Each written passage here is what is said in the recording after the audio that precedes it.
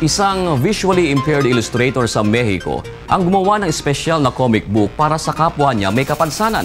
Ito ang balita ni Wyla Soriano. Isa ang comic book sa walang sawang kinagigiliwan ng mga kabataan. Karaniwan kasi ng mga tinaguriang superheroes ay nagmula rito. Ngunit lingid sa kaalaman ng iba, may mga kabataan na nananatiling misteryo ang mga imahe sa comic books dahil sa hindi sila nakakakita. Ayon sa mga author ng mga orihinal na comics, hindi madali ang isalin sa braille o ang sistema ng pagsusulat o pagbabasa ng mga bulag ang mga comics sapagkat ang paraan ng pagkukwento nito ay sa pamamagitan ng mga litrato. Ngunit hindi ito hadlang upang gumawa ng kauna-unahang braille comic book ang isang Meksikanong visually impaired writer at illustrator na si Jorge Grajales Bernardo Fernandez na pinamagatang Census the Universe of His Eye.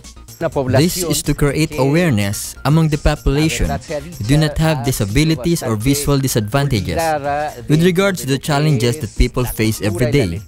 And finally, it's for social action. The sale of each one of these copies will go towards spectacles, a set of glasses for low-income children with visual handicaps. Ang 16 na pahinang libro ay tungkol sa isang astronaut na tinulungan ng alien kung paano makita ang kagandahan ng mundo gamit ang natitira pa niyang pandama matapos na mawalan ito ng paningin. Isa si Luis Eduardo, isang guro na nagtuturo rin ng Braille sa School of the International Committee for the Blind, nais na magkaroon pa ng mga ganitong klaseng libro. For me, it's very useful because it improves my skills in order to continue reading. Nagkakahalaga ng 30 Mexican pesos o katumbas ng $2 ang nasabing libro. Wyla Soriano, UNTV News Worldwide.